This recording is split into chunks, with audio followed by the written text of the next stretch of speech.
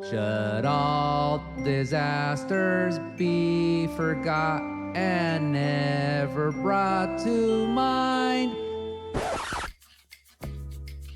That would be a wonderful life, but it ain't this one. 2021 was a bad year for disasters. Drought, oil spills, bomb cyclones, wildfire, Omicron. Yet if you're listening, you survived. I'm Gustavo Arellano. You're listening to The Times, daily news from the LA Times. It's Tuesday, December 14th, 2021. As journalists, we spend so much time covering all the bad in the world that we rarely take time to stop and think. So as the year ends, that's what we're going to do today. What worried us, what really worries us for 2022, and what gives us hope for the new year. Yup, it's our time to gather our monthly panel of peril, our correspondence calamities, our Derridas of doom, to reflect on this year and share how they've stayed afloat through it all. On today, the latest installment of our series, Masters of Disasters. Música maestro.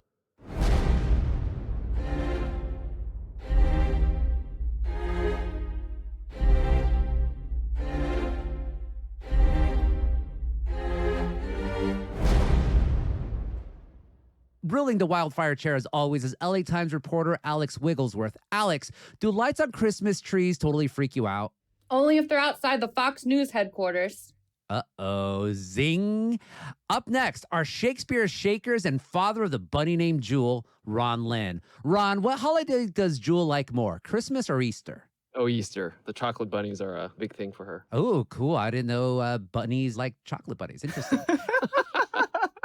And finally, our Empress of the Coast, Rosanna Xia. Rosanna, are you one of those people who runs into the cold ocean to welcome the new year?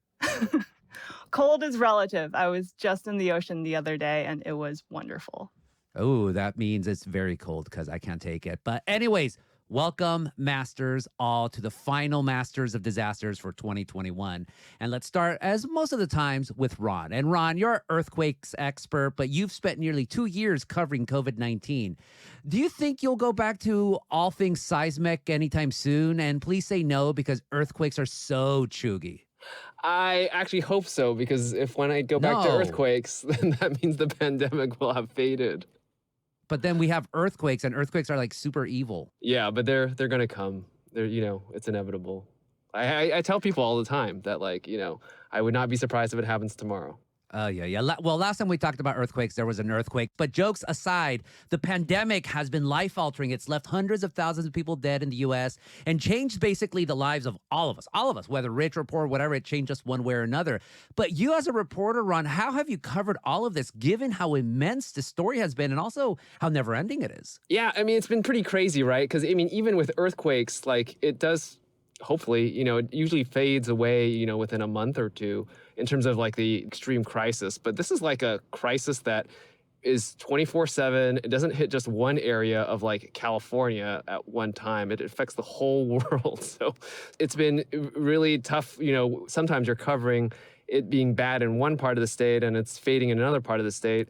And there's almost no relief from it. I can't really see it fading really, except for a couple months from now. At least with earthquakes, the LA Times has something called QuakeBot, where there's a robot that literally writes an earthquake story, just blah, blah, blah, blah, blah, blah, blah. We're still not in coronavirus bot. Do you think we're ever going to get to that point? I think so. Pandemics fade, right? The best thing we can do is look at the 1918 flu pandemic, right? Eventually, people get immunity. In today's world, we hope it's through vaccination and not getting infected and then having the risk of dying from it. But it will fade at some point. The question is how much damage is it going to give us until we get there? Was there one COVID-19 story in particular or a couple that stuck with you? Yeah, one of the things that really kind of eye-opening is how it really opened our eyes up to the inequities that we face. And so one of the things that really bothers me is there's a number of things that bother me, but one of them is just seeing how COVID really hit different communities, very differently. Our Black and Latino communities were hit much harder. Lower income communities were hit much harder. remember that whole sense of unity that we had in the days after we had the pandemic. Like it lasted a day. Yeah, and we would all clap, right, for the healthcare workers. And now, there's a lot of people who won't follow what healthcare workers are telling us to do, which is, to get vaccinated. And it's kind of a shame. Yeah, it goes up and down. I mean, I remember we were supposed to have hot vac summer. That went nowhere because of Delta. Then, the fall, Thanksgiving, we're all going to be hanging out. And now Omicron is here. I think that's how you pronounce it, right? Omicron?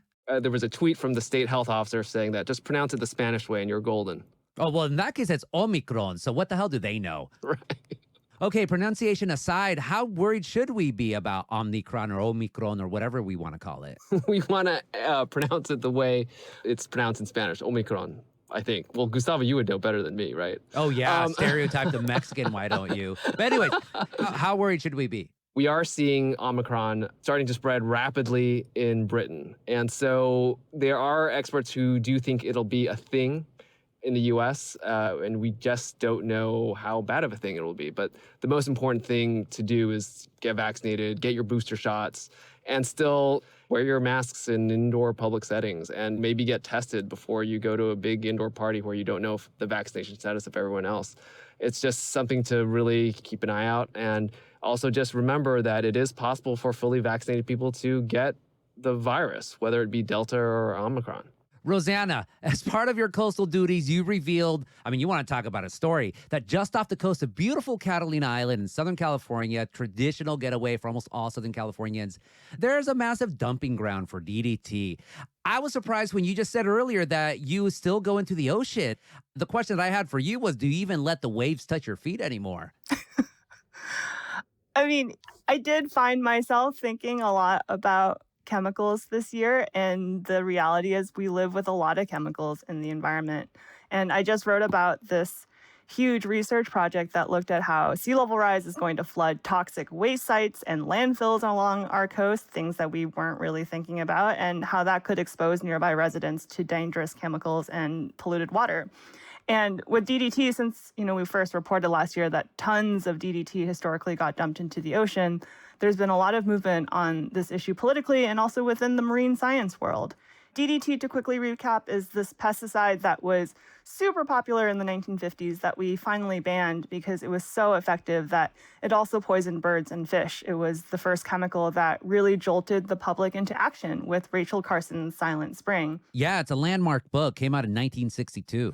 And yet we're still living with the legacy of this forever chemical. DDT takes generations to break down, so we're finding out the long-term consequences of living with this chemical in our environment. For example, I wrote about sea lions earlier this year, specifically the sea lions in California. They've been dying for years from this mysterious cancer, and a team of researchers led by the Marine Mammal Center up in Sausalito started piecing things together and figured out that the more DDT and other chemicals like DDT that a sea lion had in its blubber, the more likely the cancer would spread and take over its body. And our sea lions in California still have so much DDT in their bodies, our dolphins too, because forever chemicals don't go away. They just reaccumulate up the food chain. And that's terrible. And we're at the top of the food chain. So this DDT legacy also continues with the children and grandchildren of people who are exposed to it. Yeah, and I should add that sea lions are particularly interesting. I'm not just pro sea lion. They're a really powerful indicator species for human health as well. So sea lions, their environment truly is our environment. They swim in the same shallow waters we swim and surf in. They eat a lot of the same seafood that we eat. They come onto land and breathe the same air we breathe, unlike dolphins or whales. So sea lions, I was particularly fascinated by because they are a good window into the health of the ocean as it pertains to our health. And regarding the study that you just alluded to, DDT impacts the humans. There was this huge study this year that tracked how DDT gets passed from a pregnant person to their child who was exposed in the womb, who then passed it to their child. And there are all these indications that chemicals like DDT could continue, in fact, to impact even the fourth and fifth generations, even though it was only the first generation in the 50s that was directly exposed to the chemical. DDT exposure has been linked to breast cancer, obesity, birth defects, reduced fertility, even testicular cancer. There are a ton of complications and a lot of questions and unknowns that we're just starting to find out about. Again, a forever chemical is forever with us. Well, hell. We'll be back after this break.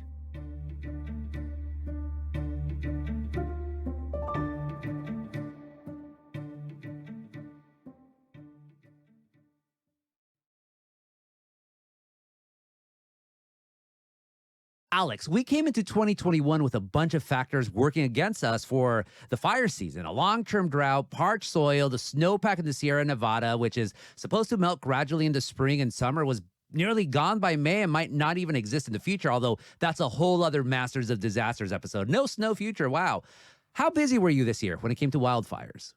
Pretty busy. The summer ended up being just as hot and dry as forecasters had predicted. It was California's hottest summer on record. We started seeing big, damaging fires pretty early in the year, starting with the Palisades fire in mid-May. And by July, more land had burned in California than at the same point in 2020, which was number one in terms of acres burned. So everybody was pretty worried. And in some ways, it was a bad fire season. We had fires burn all the way from one side of the Sierra to the other, which has never happened before in recorded history. Multiple towns were destroyed, 3 people were killed.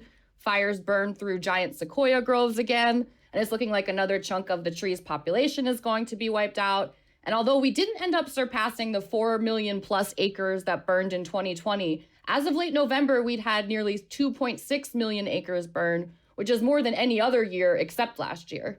Oy vey. But it could have been worse. We didn't have a mass fatality event like when the town of Paradise was destroyed in 2018. We didn't have really widespread dry lightning storms that started a ton of fires at once like last year. We had a series of wet storms in Northern California in October that basically brought the fire season to an end up there, unlike some years when we had big fires continue into November and December.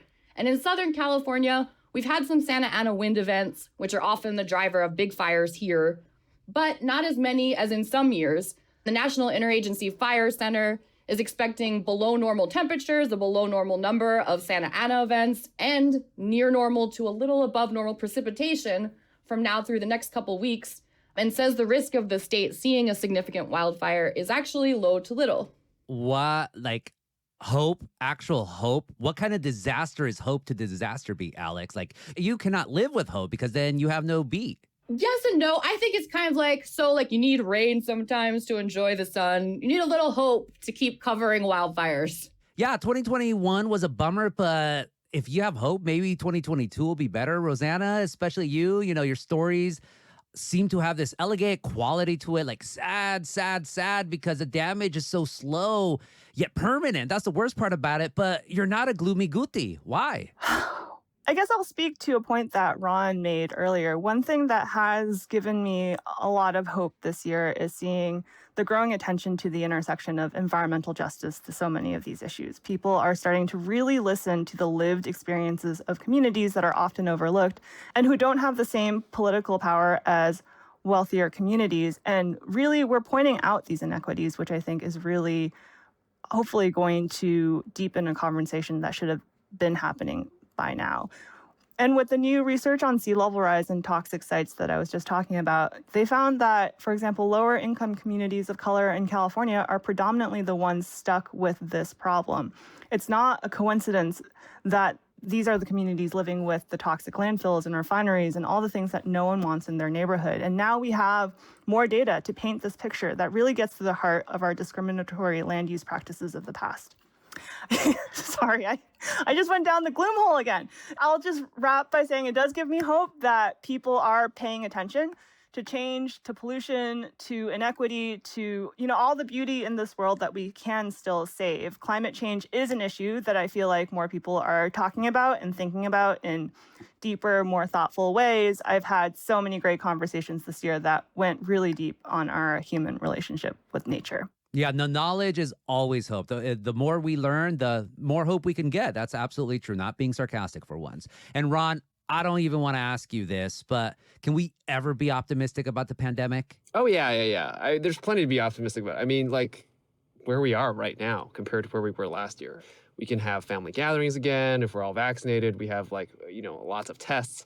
There's a lot to be hopeful and optimistic about, that the worst is hopefully, really over, barring anything, super unforeseen. And so there's a lot of hope that I have that we've gotten out of the scariest part. It's just a matter of how we go out forward from here. So how about any hope on the earthquake beat? I mean, there's 2021 had almost next to no big earthquakes. And the last big one that we've covered at least was the 2019 one in Trona. So hopefully there won't be any more big earthquakes for at least after our lifetimes. You would hope, but that's not the way it works. But, the one thing that is hopeful, we have another city, Culver City, that is now requiring soft-story apartment buildings to be retrofitted. That is a small but hopeful sign of cities getting more into trying to make sure that homes don't collapse on people when the next big earthquake comes. But there is still a lot of more work to do. Most cities in California that are at great risk of earthquake shaking don't have these rules in place.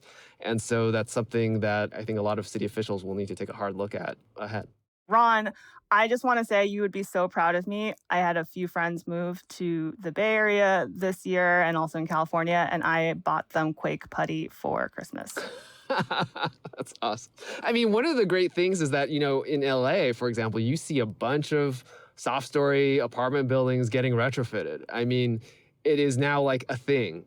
And I think a lot of people are aware that, like, hey, look at your carport. If there are flimsy poles holding it up, that is not a good sign. And I think that awareness is spreading. So I think that's a sign of hope.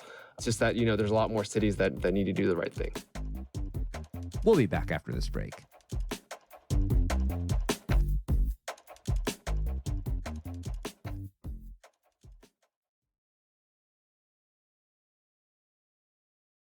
And now comes our ending segment, as always, of Masters of Disasters, where we ask our masters what's bringing them joy. So, Alex, what is bringing you joy this month? Yeah, so it's a great time of year to do some desert camping. You can have a campfire, you can sleep under the stars, the weather's nice, you won't die from the heat for once, so highly recommend it. And then last month, I think it was last month, where you went to see a rebounding population of monarch butterflies. Yeah, that was awesome too. And I understand that they are still there in Pismo Beach. They have a monarch butterfly grove. It's beautiful. Ron, we need to hear joy, but only through the prism of your rabbit Jewel. What is joy through Jewel right now? Joy through Jewel right now is doing this thing. Joy to the Jewel. Yeah, there we go, Rosanna. Is this thing that she'll do now where, like, she will not only, like, ring her dish to summon me so that she can get extra helpings of pellets throughout the day, but she'll also start running toward me, and she's slowly figuring out the ways to manipulate to get whatever she wants. You give them some smarts and they turn against you. I mean, remember Monty Python and the Quest for the Holy Grail, they showed how evil rabbits can be. So Jewel, please be nice forever. And then finally, Rosanna, what's bringing you joy? I'm sure a good mudslide cocktail, right? That was good. What's bringing me joy? I was recently reminded of a word in Finnish that I had learned a few years ago. This word is kalsarikanit. I may have butchered that pronunciation, but this word roughly translates to the feeling of knowing you're about to get drunk, alone, at home, in your underwear, because why not, with no intention of going out. I would just say I'm not even a big drinker, but this just inspired me to take control of my own home again, to make it a place of comfort again, and not just the place where I feel trapped all the time with all the chaos of working from home. So I hope hearing this word brings everyone joy and some inspiration to reset our relationship with home into the new year. Kalsarikini, everyone. And that was our Masters of Disasters, Alex Wigglesworth, Ron Lin, and Rosanna Xia. Thank you all. Thank you. Thank you. Thanks.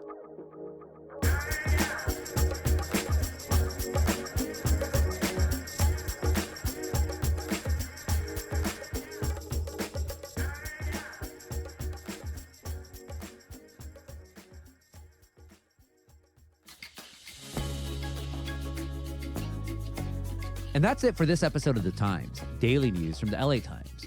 Tomorrow, the 100-year history of See's candies. And yep, I'm doing a whole taste test for it.